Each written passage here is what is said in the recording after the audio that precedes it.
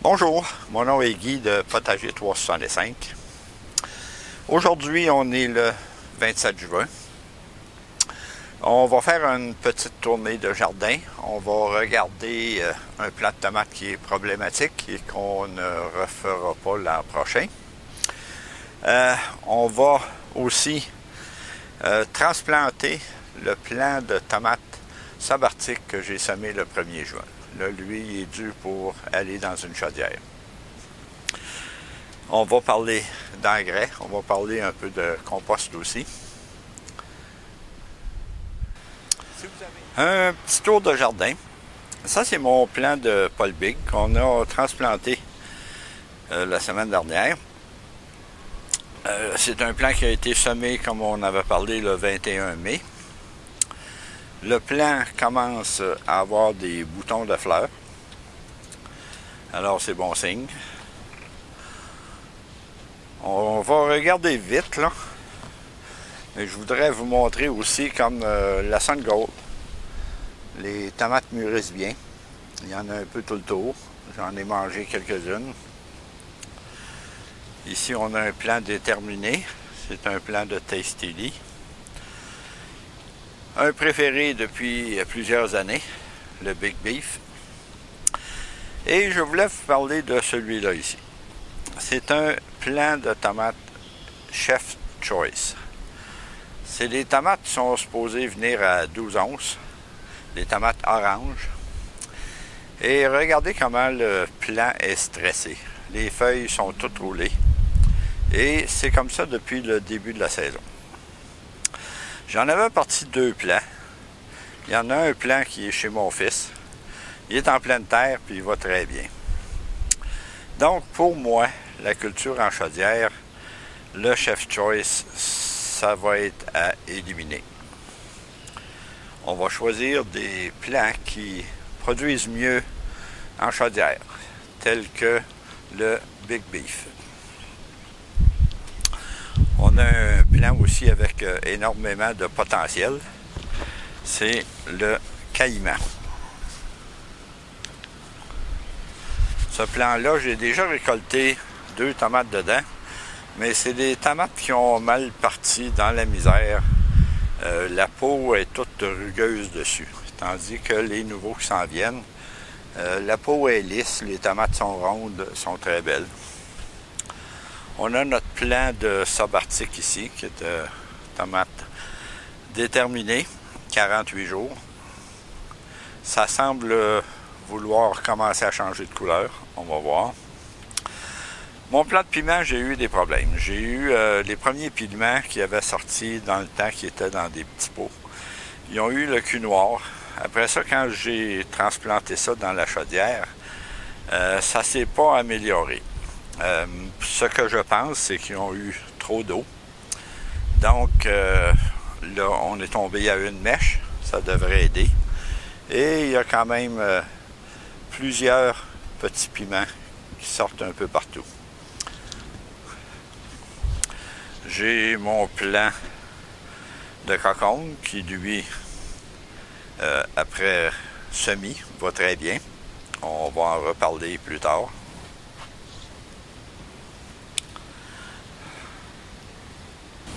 On va procéder à transplanter mon plant de subarctique.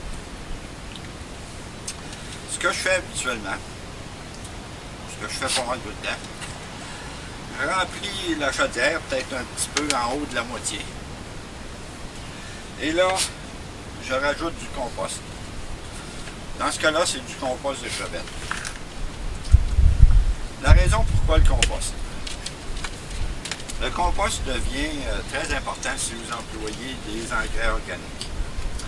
Parce que l'engrais organique, lui, va devenir assimilable par la plante après ou entre 1 mois et 6 mois.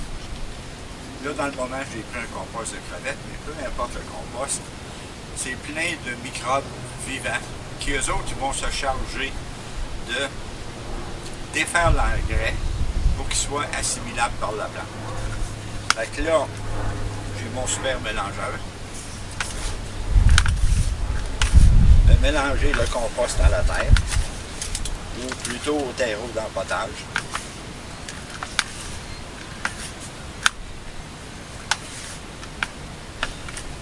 Là, j'ai mon mélange d'engrais. Je ne veux pas vous dire quoi utiliser. Quantité et tout, c'est marqué sur les poches ou les boîtes ou l'engrais, peu importe. Alors, c'est à vous de décider. Des choses qui sont très importantes dans le cas des piments et des tomates, c'est d'avoir de la poudre d'os. Donc, le phosphore et aussi le calcium, qui lui, le calcium, va empêcher d'avoir le cul noir sur les piments et les tomates. Alors ça, c'est mon mélange maison. Je vais mettre ça à la terre. Là, je le mets au niveau où est-ce que le plant de tomate, quand il va arriver dans ce coin-là, il va être dans l'engrais.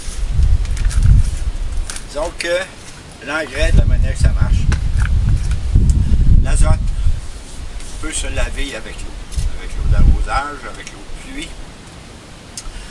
Dans notre cas, c'est pas grave parce que on cultive dans une chaudière et puis même si la pluie arrive et lave l'azote de notre chaudière, l'azote en passant, c'est ça qui fait le feuillage.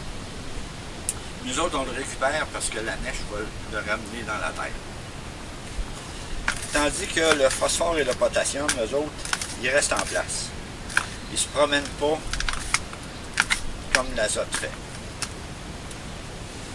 Alors là, on est rendu à rajouter un peu de terre.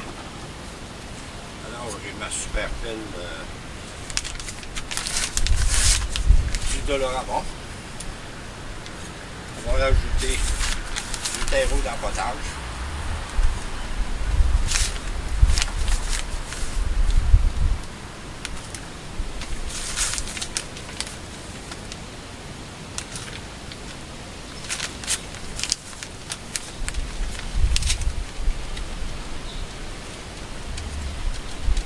Là, ce que je vais faire, c'est que je vais compacter un peu, mais je compacte seulement dans le tour.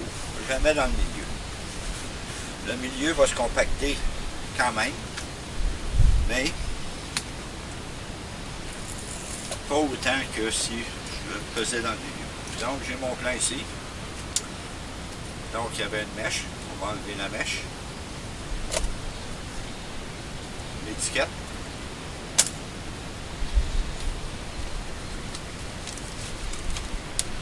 Et le plan. Donc ce plan-là a été semé le 1er juin. Et comme je vous disais, il va produire, comme je vous l'avais dit, le 31 août. Et je crois que c'est vraiment ça. On ajoute un peu de terre. Et comme on a fait cette année pour tous les plants, on a le plan de peau plus creux. Et la preuve que ça marche, c'est que mes plants ont été prêts 2 semaines plus vite qu'il aurait dû être. Alors je me suis retrouvé avec des plants qui étaient trop gros à l'intérieur. Ici, si vous me demandez, c'est de la vermiculite qu'il y a sur le dessus.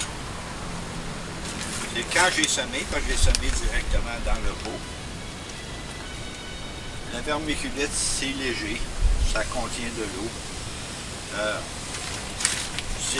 C'est facile pour le jeune plant de passer à travers. C'est pas quelque chose que vous avez absolument besoin. Une autre chose qui montre que planter plus profond, ça donne rien, même que ça peut nuire, surtout pour les plants en chaudière. C'est que la plupart de mes plants qui sont ici, en chaudière, même si les plants n'ont pas été transplantés plus profond, ils ont tous des racines qui suivent la mèche et qui se rendent jusque dans la lisière pour aller boire de l'eau. Alors, vous n'avez pas à avoir peur que le plant ait passé de racines. Une autre chose, c'est que si vous transplantez le plant plus creux. Le plant va réaliser qu'il est plus creux. Il va réaliser qu'il peut faire des racines. Il va dire, oh, là, peut-être que ce serait le temps que je fasse des racines, on va ignorer la tête. Donc, on va ignorer les fleurs, on va ignorer les tomates. C'est ce que j'ai constaté, vu qu'en ne le plantant pas plus profond, les plants ont été prêts 2 semaines plus tard. Donc, l'année prochaine, je vais même semer 3 semaines plus tard que cette année. Étant donné que j'ai eu des problèmes avec des plants trop précoces, il y avait des tomates dedans, c'était pas le temps. Alors c'est ça. Là maintenant, ce qu'il faut faire, c'est arroser comme il faut. Là, c'est un petit peu à l'étroit dans mon petit coin, là, mais...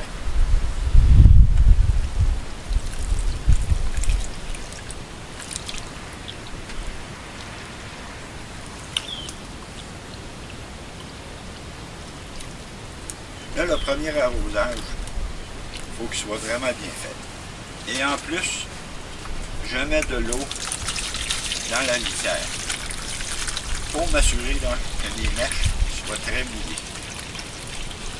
Si on part avec des mèches sèches, ça prend du temps avant que la mèche s'humecte et transporte de l'eau jusque dans la chaudière. Alors vous êtes mieux de arroser par en haut et par en bas. Et après ça, après 1 heure ou 2, ce qu'on va faire, c'est qu'on va le mettre sur un plat avec un papier d'aluminium, pareil comme les autres. Alors, c'est pas mal tout pour aujourd'hui. Si vous avez aimé, donnez-moi un coup de pouce, abonnez-vous à ma chaîne et sonnez la cloche pour être avisé des prochaines vidéos. Alors, semez ce que vous mangez, mangez ce que vous semez, et on se revoit à la prochaine vidéo.